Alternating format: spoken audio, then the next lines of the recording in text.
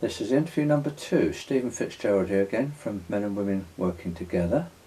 And the name tonight is Heaven, because I don't wish to disclose his name or whereabouts or anything like that.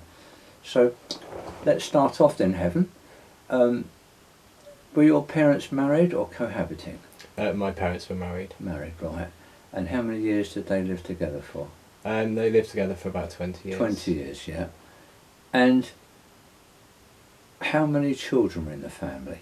There was 2 children in Two the of family. you. Me and my sister. They were both adopted. You both adopted. And how were you when you were adopted? I was 2.5 when I was And your adopted. sister? 4 when she was adopted. Right, okay.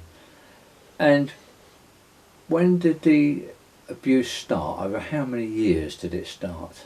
Roughly. So I'd say from myself and my sister, we were both born into quite broken homes in terms of the social services and the structure before adoption. So me personally, I was born into a quite a interesting dynamic. My real mum is a working lady, if I can put it nicely, keep it nicely, and there's also severe drug issues and alcohol issues. So when both of us were brought into the world, we were both pretty much looked after by punters. Oh dear, right, yeah. So I class my abuse as pretty much from day dot, from coming into the world, even though I don't remember the abuse. I psychologically, from what I've learned and from the way I've been into looking into psychology and upbringing of children, there was that I would say, what they don't see won't hurt them, and in reality what they don't see will build them to be the person they are. So my abuse started from day dot. When I went through fostering, in a period of that where I was put into a home, they were going to adopt me, and it just didn't happen. My mum came back into the situation, took us out, and that's when kind of the central or Yorkshire Council / social services took hold and put us up for full-time adoption, and that's where my parents came into kind of run-ins in terms. So they adopted my sister first, and I believe it was quite nice from the start, like it was for myself. It was very much a good, it was a nice little, it was a good first 6 months for both of us. Well, pleased to hear that. So we got a nice little vision into things.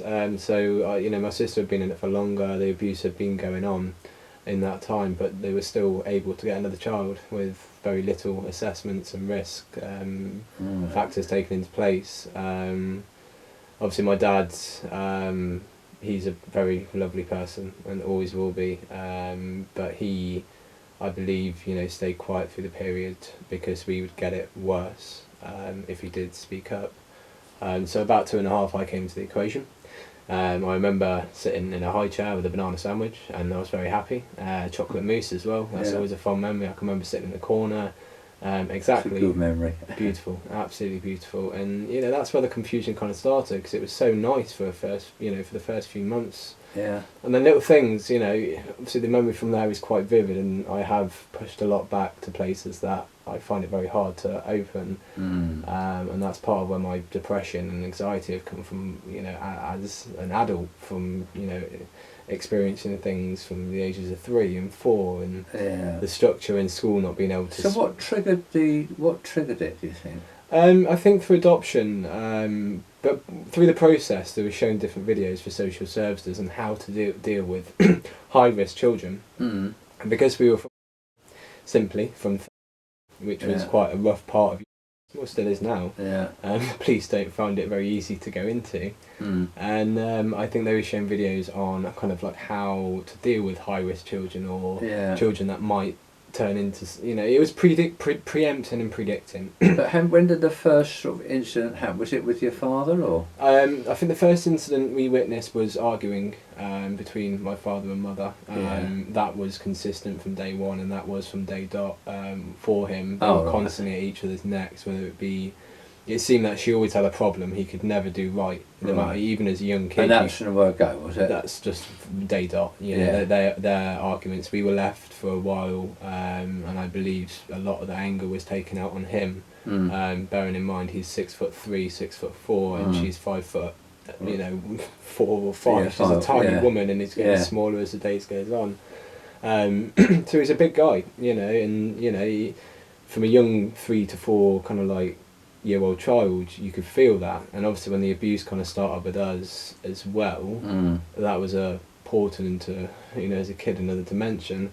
So from, you know, from moving forward after the first 6 months, when I was about just coming over 4, we started to see things like locks going on bedrooms. We were told, you know, we had to stand certain punishments were getting more severe. You know, and who's inflicting those punishments? My mother. Your mother. Yeah. My mother. And whenever my dad, even at them ages, would try and call out, he'd get it in the neck. He'd get shouted at. He'd get threatened with our beatings if he. With your beatings. We'd be the instant for, you know, threatening him in a sense. Yeah, I'm with you. And when she'd really lose it, she'd go for him as well. You know, I remember being between 4 and 5 and just sitting on the stairs and looking, and you know. So what did she do physically to him? I mean, did she punch, slap, or? Physically, she'd slap him, she'd bite him, she'd scratch him. She would have. I have a, you know, vivid memory when I was a little bit older of coming down the stairs, and she'd got him up a wall again with a frying pan. You know, she instructed us to ring the police, which we did.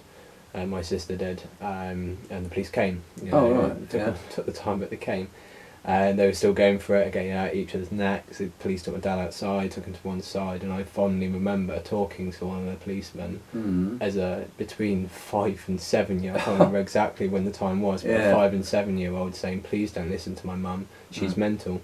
Like, you know, that's not normal for a 5 and 7 year old kid to be able to take a policeman aside. And what reaction did you get from the police? I believe my dad stayed and didn't get arrested, so I hope they. My dad did not get arrested, and he didn't. Nothing else came of that. But so did they not? There was no follow up. Nothing. They just left and. No social nothing. No follow up. They just left and said it was a family issue. Did she ever throw things at him or threaten him with constantly? Not threatened with. I'd say not that I saw with knives, but. Yeah, things were thrown at, If there was objects around in a fight, she'd throw them, glasses, pots, pans. So if this happened to you, the physical stuff, did any of that actually happen to you as well? Cause yeah, we were subject to, I'd say, daily abuse. Daily abuse. And what about your father? Was that monthly or was it? With my father on physical side, it was daily. It was always daily. I call that chronic, Chronic, definitely. Yeah. And you got the same as well? And your sister? Yeah. School was bliss. School was relaxed, and it was always a scary time to finish, because it was like, you know, I'd pray for my father being there in the playground, but he'd never be, and it would always be my mother. And as soon as we got in the car, you know, I can remember finding a bouncy ball once outside school, and she dragged me by the ear and dragged me up to school to take it back, and I found it, and they said it was in a field, you know, you can have it. And she kicked off and would not let me have it. So the physical abuse was anywhere from being forced to eat bleach, soaps. Forced to what? Forced to eat bleach. Eat bleach? Or drink bleach. Drink bleach? Yeah. Me and my sister had put soap in her drink as young children, and we believed it would kill her as young children, and it would make the abuse stop and we would be okay. And as a repercussion for that, me, my dad and my sister had to eat or drink bleach, or whatever. It smelt chlorinated. I could not, you know. So I'd say abuse side of things from her on me and my sister was similar to my dad. There wasn't anything that she wouldn't do to him that she wouldn't do to us. And what about the mental abuse? So the mental side of things, I think, was... What did she do with your father? So my dad was very... I'd say she was very emotionally manipulative on every level. And was there screaming and shouting? And constant screaming and shouting, constant arguing. You know, for him to get 10-15 minutes apiece in a day would be bliss. Luckily he worked from home. He had the front room, so that was kind of his. For the first 10 years he didn't, so I'll correct that. For the first 10 years he worked in the NHS being a pathologist. So a very well educated man, and then went off to do iSoft, which was support for computers all around the country. He actually installed, Musgrove still used the computer system he installed there 10-15 years ago. So, you know, he's a very intelligent man. And so for him it would be constant, you know, if he wasn't on a phone call with work, she'd be poking, nagging, using us as kind of leverage in a way. If you don't do this, Does she sort of ever denigrate him at all verbally, or probably a lot of his self-negativity, my self-negativity, and my sister's is from her, just how demeaning and nasty she was and still is. That's not changed. That's just in herself as a person. Does she ever threaten anything at all? Threaten to kill him, or threaten to assault him, or not threaten to to call kill the police? Not to kill. Police constantly. Police would be it more instructing us to call the police when an argument isn't going her way, and he's not. He just used to stand there and take it. As a young child, you think. So, although she threatened to call them, she didn't actually call them. Not herself. No. Right. It would always be us instructed to. Yeah. My sister would. So she'd call them straight away. Yeah. And what about what you call economic abuse? I mean, did she spend too much money occasionally, or? We used to have a saying for Morrison's, and Morrison's would be our second home. Because on a Saturday we'd spend 6 to 8 hours just walking around the aisles, filling up 2 massive baskets, stuff we didn't need, stuff we didn't, there was no need for us to have. She'd just buy. At the time, I didn't see it as anything. It was a hellish place to be for 6 hours. Yeah. And every now and again, my dad would sneak me off to go and buy his mum. At the time was still alive. Cat food, dog food. He'd do a weekly shop for us well quickly, and we'd sneak off to the cafe. So it's kind of a nice little thing. Yeah. But you come to the end of the shopping, and I kid you not, the receipts were like triple, quadruple over themselves, folding, and they were so long. Yeah. And go back to it now, after however many years it is to this day till everything kind of stopped. Yeah. He's still pulling stuff out of the cupboards, hair dye. So in terms of, she wasn't so much spendaholic in terms of sofas, materialistic on herself, but once a week she'd spend minimum £800 on a Saturday. Yeah. So over time, if you think of that every week, every spending, yeah, and he couldn't say no. That was a few years ago as well, yeah. And that was a shared account, so all the money he earned that week was gone. So he'd be constantly in this position, catching up with, where he couldn't move on. He couldn't save up to, But that I see now as planned, economic abuse to keep her. Yeah. Did she ever use you at all against your father? Yes, as leverage all the time. What form did that take? If my dad wouldn't do something, she'd very clearly state that we were the ones to get it in the neck for that. Or if I think I can remember a few times when my dad was wanting to do something more, speak to social, the arguments going downstairs, and she said that we would be, I wouldn't say it was directly all the time, but I think from a very early age and a very early step, that basis level of, but if you don't do that, they will get it. Because it would, as soon as he wouldn't do it, she was upstairs dragging us down by the ear. As my sister, bless her, she got it a lot worse, and a lot of times. She got it worse? But I think because she was I don't hate to be, I never want to be in my life sexist in any way, but because of, she was very, obviously women will stick together, and I think because my sister was looking for a mum constantly, because that was the root of emotional need that she wanted, because of my real mother not giving her any love when she was out the womb and looked after by hunters. She was constantly striving for that love, and that's why it was easier to keep with whereas I'd be a bit more rebellious and hide around the house and stay out of the way. I could hide for like 2 hours once and she just wouldn't find me. So it was, but we were used, I think, against each other as well, because if we did something, it would go on my dad. There'd be a big argument that so night, it was one way or the other, either way you're going to get it. We were leveraged from each other in terms of trying to discipline and behave in the house. By this stage, I mean, what age were you? I'll be coming up to between 9 and 10. About 9 and 10. Yeah. And at any point during all of it, when you got to older stage, did social services get involved at all? So towards the end of everything, and where we're at, social services and Bernardo's, from about the ages of 7, I believe, I don't know the exact, my dad started court proceedings behind my mum's back. Did he? One, I think, obviously safety of us, and Yeah. I think he had the, either financial, I don't know, financial side to do it. Yeah. But from day dot, it was between the 9 and 10 where social services, I think some incidents with my secondary school, I was going from primary to secondary, but my sister being in secondary before me, I think they'd started to pick up on certain points, what was being said, so it was very helpful.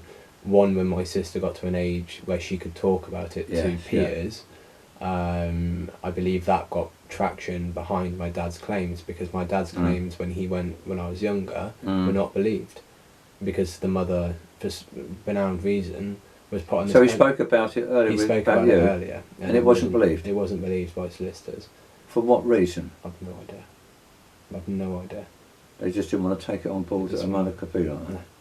No, until school. So by this stage of him pushing for it, did he get some sort of support then? It started with counselling, as they believed it was. Counselling for her? Counselling for us. Family counselling. Family, yeah.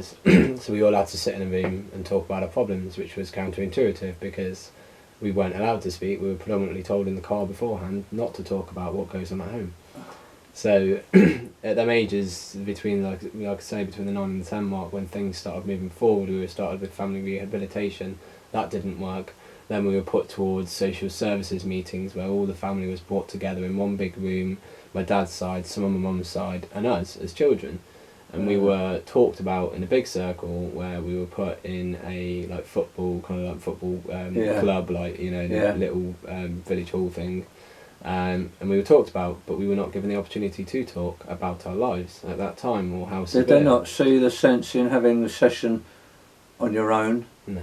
And then with the mum, and then with the dad, and then all together? With the counsellor, I think we did. Yeah. But my mum would drop us off for that.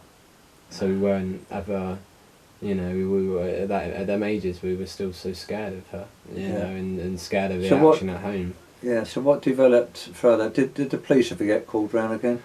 Police were, so after that, between them sections, I was picked, which I defined. You were? I was at school in Fritchley, in year 6.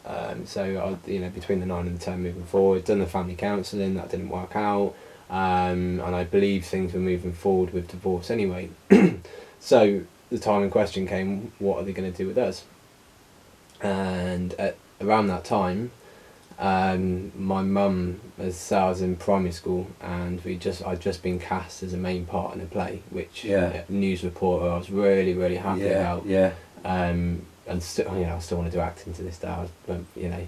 And my mum came in and said to the head teacher, Danny's got a dentist appointment. They were unaware of the proceedings. How old were you when she said this? This was coming up to 10 now. So 10, this is just after family counselling, just after the meeting with Bernardo's and social services. I believe people... And your sister would have been about 12 or something. 12, 13, just going into secondary, which is why I believe there was more teachers, and my sister was getting to an age where, probably not on purpose, she would, because as a kid you slip these things out because you're striving to talk about it. But if you've got a fear factor of abusive mother at home, then why would you? If you are going to get home and get a beating for talking about it, if she gets a phone call, because that's what the social services used to do. We used to phone her, and it's like, well, when we've spoke to them, but I'll come to that in a minute. But it was, so we were in school, and my mum came in and had told the head teacher, people that we had a dentist appointment to get to, very urgent. Went to secondary school to pick up my sister on the same pretext. We were both told to sit in the footwells of the car, and after about 2 hours, I popped up thinking, well, how are we? What is going on? 2 more hours, or however long later, we turned up in where my mum had, I see it as kidnapping, because by the eyes of the law at the time it was. I think in her head she knew that she was going to be losing custody, or at least losing what is normal. So she was trying to counteract it, Trying to, it took between 4 to 6 months before my dad got the police to get us home. And, at the ages of 10, just going through trying to, mix from because I go through a different school system. Down in so yeah, it was kind of that interim anyway. I went to a school down here which was a middle school, so I was like, what is this kind of thing, like what the hell, and was just so confused. So when you were down here, you were staying with a relation of hers? I was staying with her sister. Her sister, right. Yeah. And the abuse still continued from day to day. Even at her sister? She didn't stop then? She did. What did her sister think of it? Very shortly we had a flat underneath her sister. So she'd be very careful of who she stayed with, and two, when she did it.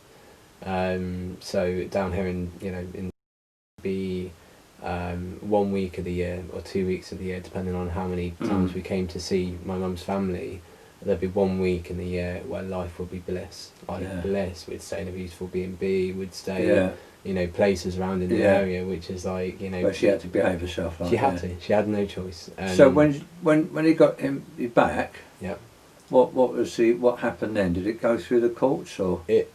I think in terms of a child, from the outlook of when I was there, I got back, and I think shared custody is what was worked out.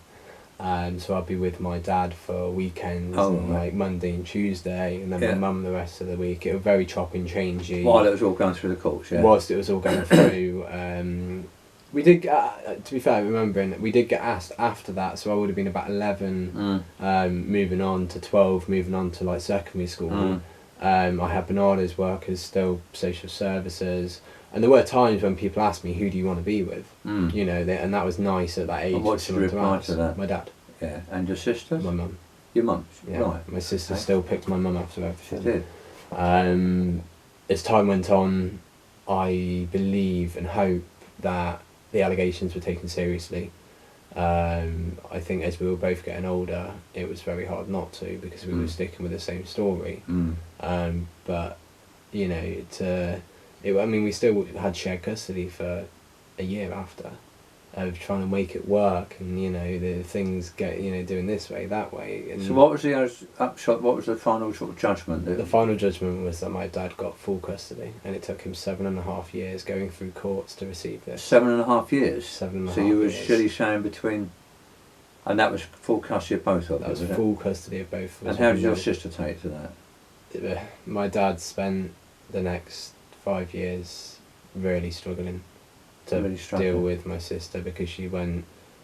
It just wasn't a great time at all for my dad and my sister. They had a very rocky relationship afterwards. I think.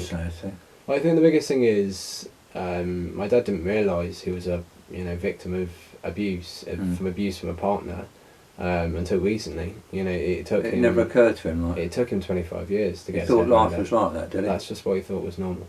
Because there was no help, there's no campaigns, there was no posters, there was no. It was all women, and that again, like I said earlier, it's not sexy. It's just all the way through this, and even now, things are changing and things are moving forward, but I still remind him that he was a victim of this abuse, because he said he feels every now and again he'll say he felt bad for her, and I said, well, what about you? You put up with this for much worse than us, mentally, physically, and watching you. Emotionally, the two of you. And my mum couldn't have kids. I think that's what kind of messed her up along the way. They never had a sexual relationship because of her not being able to produce, so there was no need. I could fully understand that. Yeah, and which was great, but it just I still talk to my mother now.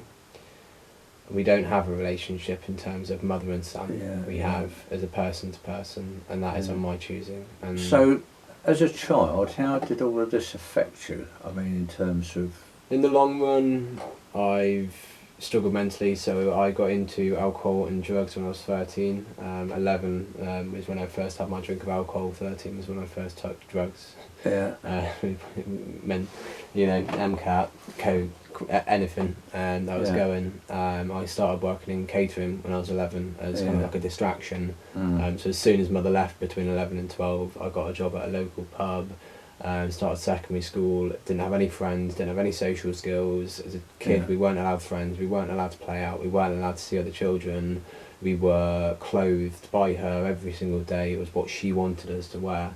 So when I did get her finally out of the clutches, I was thinking, you know, how do I make friends? How do I talk to people? Yeah. So I went for, even now I struggle with making friends and understanding how people are. I honestly think I've come away with ADHD and a bit of Asperger's. So the decision really was that you wanted to stay with your dad, she wanted to stay with mum, but you both ended up staying with dad. So at the time of then, we were going through shared custody. We've been asked, you know, who do you want to kind of stay with personally, which was kind of one of the first times we as children had been listened. You know, we thought we were going to get listened to. Yeah. It went on. My dad got full custody with visits from periodically. Yeah.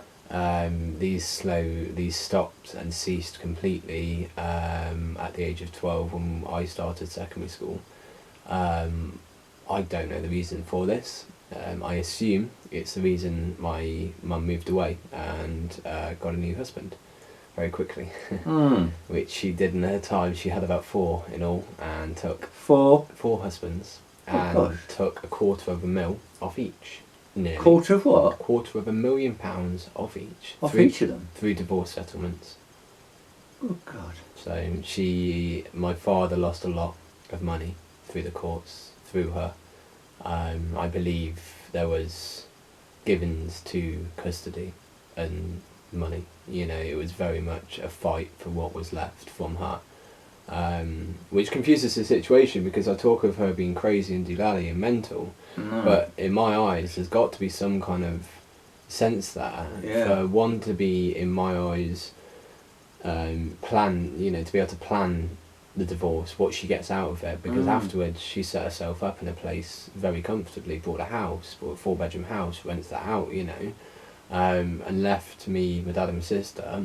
I mean, you know, my dad worked professionally for 25-30 years, you know, longer, you know, 30 years minimum. He built a lot, and she came in the space of the final proceedings and took all of that. My grand's house had to be sold, you know, things that my dad had plans for, careers, you know, he was going to do holiday lets and holiday. Oh, so she really took a great big bite. She took away a lot of his life after as well, because that was his retirement, and now he's in a position where retirement is okay. You know, he's surviving, but he had to work another 10 years after to be able to get a retirement, because she financially broke him towards the end of it, and I believe that was her last kind of kick in the effect of, you know, losing us. But she's done that to 4 other men after this.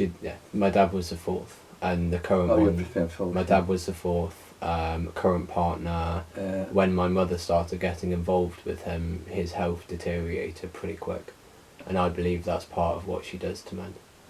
And that was her game plan the whole time. I mean, you know, coming out of the effects within kind of like, you know, following on, my dad definitely suffered depression, anxiety, in terms of because the whole shebang, like, and being taken all this money, my sister was very troubled for many years and still is to this day. She's 26 now, and she can't get a grasp on life. Lost one of her children through social services, so she's very much carrying on what she's learned through my mother. So not only has she damaged lives around her, she's also then damaged my sister's life through the traumatic. How did your sister take to staying with your dad? Did she gradually adjust to that? No. She didn't? Up until the ages of 16, when she left home on her own accord. Oh, she left at 16, right, yeah. I would say voluntary at all. My dad said, you know, until you were 18, you know, you're still a child under my care. She forcibly took that decision by making my dad's life incredibly hard, which obviously passed on to me due to her running off, going missing, going with blokes that are, you know, double her age, drugs, alcohol, myself. I don't want to put words in your mouth, but chip off the old block? I'd say chip off the old block, definitely. Yeah. Definitely, and still to this day has never looked within herself to understand the feelings she has. And I think she's scared. She's so scared and so depressed and so... That's very sad, all that. It's and I as a brother, it's hard to say, but I don't think she'll ever sort herself out. You know, and I don't mind saying that because it's. So, how did you feel when you were younger? I mean, depressed? So when I was younger and could acknowledge feelings, so about 11 when everything moved forward, custody was kind of sorted, you know, in sensitive terms moved between 12. I got a job when she left, which I saw as distracting. So as a young child, I bottled everything up anyway. Yeah. So I got a job, which was in a pub, which gave me access to alcohol in the cellars. So from a very young age, I started to drink and use alcohol to mask my feelings. Because I knew. Did you ever take the drugs? When I was 13, I hit drugs pretty hard up until I was. What about depression, things like that? Depression came, self-harm, depression, attempts to kill myself from the ages of 11 to 18. As early as that? Yeah.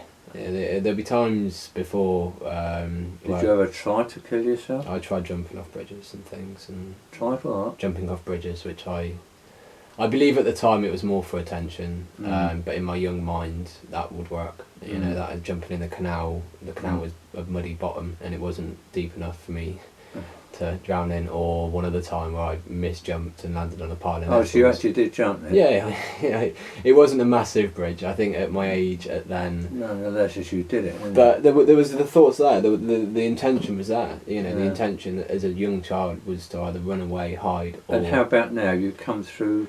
I've come the through suicidal that. thing. I hope. Have you? I'd say so. So up until the age of about 20, I was an alcoholic. I drank alcoholically. I used addictively. I used drugs on a daily basis and alcohol to mask everything. Yeah. Up until the age of 20, I got pregnant with a child. Found my fiance through the drugs and the alcohol. So some things I can't take it all from that. So at the age of about 20, I fell pregnant with my current partner, and that helped because I always knew that I'd never want to be the mother, that I'd never want to follow on what she was following on. No. So that helped me start to look within myself and what my current problems were. I spent about 2 years doing counselling, through therapies, helping, and in that same time I also joined AA and now a recovering alcoholic for the last 3 years. I still self-medicate at times with certain things, so I'm not, you know... Just to help you through, aren't you? Not picture perfect, but I will not touch pharmaceutical medication. I'm completely against a pharmaceutical path to help mental health. I think so what about all the anger that you had? Is that largely gone now? That's largely gone, but it still comes out in daily life. My anger is part of... I accept it to be part of me and part of my mother's being of me, and that's the only bit I hold of her. And I'm happy that that's the only bit that I hold, because I've learned to control to extents. I've never hit another person. I've never hit and never will in anger. It's normally inanimate objects like walls. I kicked a stool yesterday, so I've now got a lovely bruise on my foot from doing that. What made you kick the stool yesterday? I was angry. Oh, you was angry.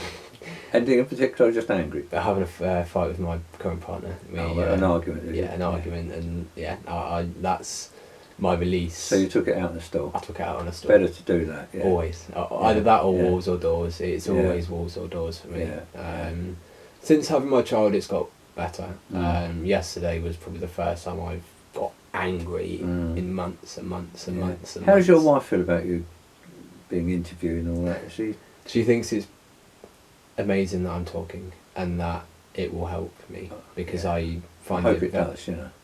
So far, you know, already, you know, talking about things does help, and it will help, and we need to be pushed to do this, because I spent the last God knows how many days crapping myself because it's hard, you know. It's but it's not been as bad as you thought. By far not. By far, it's one of the most beneficial, and I'm over the moon that I've been able to share and been able to pass on and hopefully help. You know, it's. What about this sister of yours? Is she still in a dark place? She's a very dark place, bless her. Very dark place. She's had every bit very of help. sad, that. I think the problem with situations and the upbringings we've had was the lack of help we had on the way. Yeah. I feel personally completely let down by local council at the levels of where I was at the time. Yeah. Social services completely let me down in my eyes, because there was reports from teachers, there was reports from people that had seen bruises, but my mum was able to get away with it by lying, and people believed her. This little woman, which anyone I come in contact goes, is she alright? You know, she's a bit mental.